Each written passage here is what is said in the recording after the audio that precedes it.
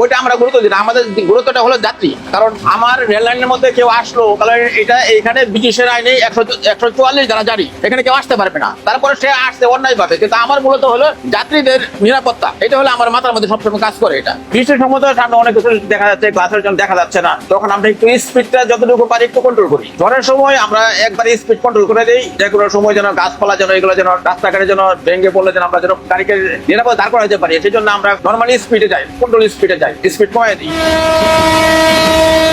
এখানে তো আমরা যখন দেখি একটা মানুষ করতেছে না, আমরা চেষ্টা করি তাকে সরানোর জন্য যতটুকু হর্ন দিয়ে আমরা চেষ্টা করি তাকে আমাদের দিকে সে লক্ষ্য করে যে ট্রেন আসতেছে, এটুকু চেষ্টা করি। তারপরে যদি সে না সরে, তখন আর আমাদের কিছু করা থাকে না। হয়তো খারাপ লাগে দেখতেছি আমরা তো সামনে এইরকম একটা অ্যাক্সিডেন্ট হচ্ছে, মনে পড়ে অনেক আসছে।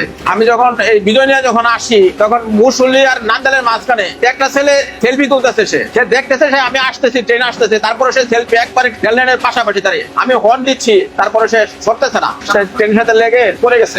এটুকু আমার চোখের সামনে খারাপ লাগলো। আমি তাকে হর্ন দিলাম, তারপর সে সরে নাই, কিন্তু সে একদিকে তার উদ্গ্রীব হলো সে সেলফি তুলতেছে, সেলফির জন্য। এটা খারাপ লাগে, কিন্তু আমার নিজের কোনো দায় নাই, কারণ আমি চেষ্টা করছি, কিন্তু সে সরে নাই বা ইচ্ছা করে সরে নাই। সে এখন দেখা যাচ্ছে কানের মধ্যে ইয়ারফোন লাগাই রাখছে। অনেকদিন আগে আপনার সরিষাবাড়ি সেকশনে একটা মেয়ে ছিল, একটা ছোট একটা মেয়ে, সে দাঁড়ায় ছিল রেলের মধ্যে। আমরা তাকে হর্ন দিচ্ছি, তখন আমি সহকারী, তখন আমি পুরো এলএম হই নাই, লোকমাস্টার হই নাই। সে রেলের দাঁড়ায় আছে 10-12 বছরের একটা মেয়ে, তাকে হর্ন দিচ্ছি, মনে করছি যে সরে যাবে, সে সরে নাই, সে একটু পরে বসে পড়তে। আমরা ট্রেন ব্রেক করার পরে তার উপরে চলে গেছে, উপরে উঠে পড়ছে, সে বসে পড়ে, তার উপরে ট্রেন উঠে করতে, কিন্তু আমরা ট্রেন ব্রেক করে ফেলছি, ইঞ্জিন ব্রেক করে ফেলছি। আমি ভয় পেয়ে গেছি, ট্রেন বুঝে রান ওভার হয়ে গেছে। আমার মনটা খুব খারাপ হয়ে গেল, এত এখানে মানুষজন, কারণ দিনের বেলা তখন 3টা বাজে, দিনের বেলা মানুষের সামনে এখানে এত মানুষ, আমরা এইভাবে একটা ছোট একটা মেয়ে রান ওভার হয়ে যাবে। আমার এলএম সাহেব ছিল, আমি বলে ট্রেনটা আর আপনার মুভ করেন না, রাখেন এখানে, আমি দেখি কি অবস্থায় আছে। গিয়ে দেখি সে চুপচাপ বসে আছে। তখন আমার খুব আনন্দ লাগলো যে না, সে বলে নাই। ওরা আরো মানুষজন আসছে দেখে আমার দেখা দেখি, ওরা আস্তে আস্তে করে ওরা বের করছে।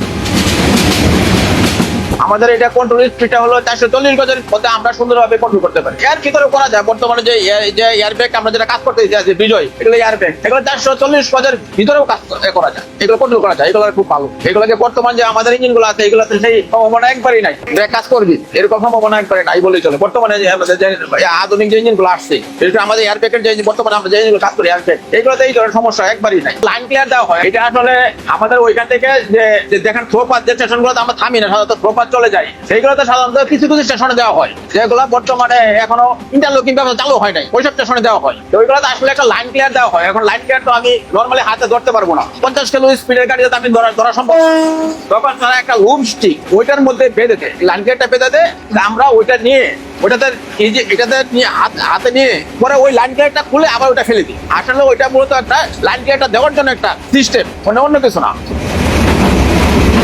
রাতের বেলা ট্রেন চালানো তো আরো বেশ ভালো লাগে, কারণ এত গ্যাদারিং থাকে না, রাস্তাঘাটে গ্যাদারিং থাকে না, সুন্দরভাবে রাত্রে সিগন্যাল গুলো দেখা যাচ্ছে। বিশেষ করে আমরা ইন্টারলকিং কালার লাইট যেগুলো, এগুলোতে ট্রেন চালাতে খুব ভালো লাগে রাতের বেলা, কারণ দেখা যাচ্ছে দূর থেকে সিগন্যাল গুলো দেখা যাচ্ছে, দিনের বেলা দেখা যায় না। দিনের বেলা সমস্যা হলো যেমন সিগন্যাল গুলো দূর থেকে দেখা যায় না, রোদের জন্য দেখা যায় সিগন্যাল গুলো স্পষ্ট, কিন্তু সিগন্যাল এটা হলো দিনের বেলা সমস্যাটা। ডুয়েল গেজ যেটাকে বলে আর কি, যেটাতে ব্রড গেজের গাড়ি চলে, আবার মিটার গেজও গাড়ি চলে, ওইটাকে আমরা ডুয়েল গেজ বলি আর কি। ম্যানুয়াল সিগন্যাল যেটা আমরা বলি, এইগুলোকে মেকানিক্যাল ইন্টারলকিং বলি। আমরা ট্রেন যখন চালাই সবচেয়ে বেশি সিগন্যালের বিষয়টা বেশি আমরা লক্ষ্য করি, সিগন্যালটা, কারণ আমাদের ট্রেনটা মূলত চলে সিগন্যালের উপর ডিপেন্ড করে। কারণ আমাকে ট্রেন চলার জন্য সিগন্যালটাই হলো আসল। সিগন্যালে বলতে কি বলতেছে, আমি কিভাবে যাবো, কতটুকু স্পিড যাবো, কোথায় দাঁড়াবো, আমার সিগন্যালটাই কিন্তু আমাকে ইন্ডিকেশন দেয়। সুতরাং আমি সিগন্যালটার দিকে ফলো করি বেশি, এটাই আমার। 2005 সালে এই